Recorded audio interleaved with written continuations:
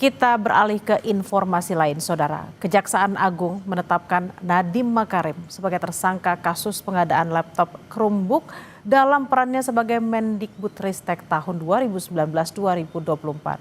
Dalam kasus ini, diduga negara merugi hingga hampir 2 triliun rupiah.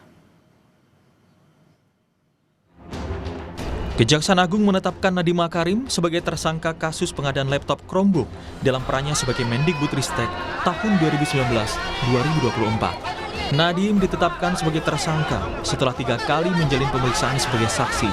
Penahanan langsung dilakukan selama 20 hari ke depan di Rutan Salemba, Kejaksaan Negeri Jakarta Selatan. Dalam kasus ini, Kejagung telah menetapkan 4 tersangka. Kasus ini diduga merugikan negara hingga 1,98 triliun rupiah.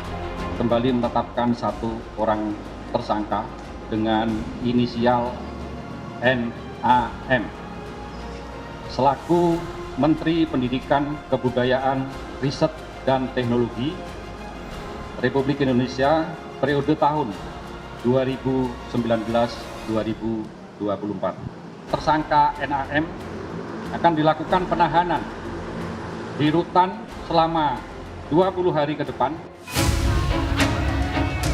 Ditetapkan menjadi tersangka, Nadiem menegaskan dirinya tidak melakukan pelanggaran apapun. Dari dalam mobil tahanan, Nadiem bilang memasrahkan segalanya pada Tuhan.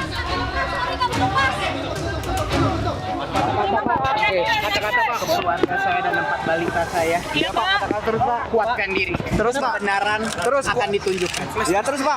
Ada lagi Pak. Ada lagi Pak. Ada lagi Pak. Pak Nadiem, terus Pak. Allah tahu kebenaran. Ya. Terus.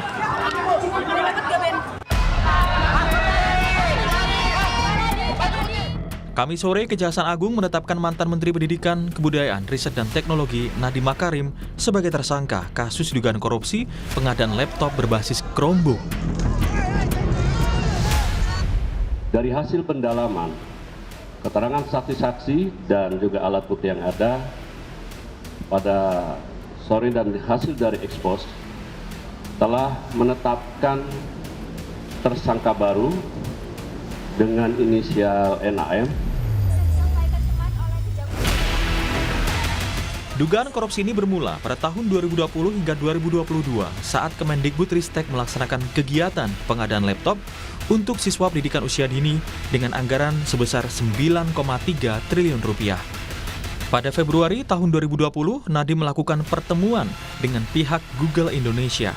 Dalam pertemuan tersebut, disepakati produk Google akan dibuat proyek pengadaan di Kemendikbudristek.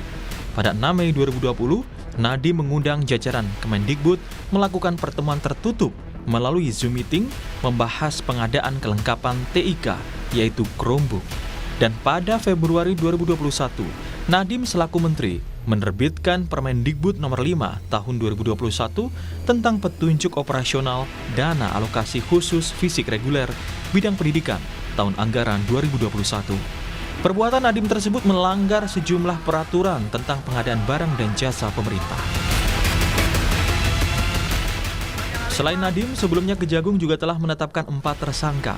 Mereka adalah mantan staf sus Mendikbudristek era Nadiem, Juristan, ex-konsultan teknologi di lingkungan Kemendikbudristek Ibrahim Arif, Direktur Jenderal PAUD Pendidikan Dasar dan Pendidikan Menengah Kemendikbudristek tahun 2020-2021 Mulyatsyah, dan Direktur Sekolah Dasar Kemendikbudristek Sri Wahyuningsi. Tim Liputan, Kompas TV.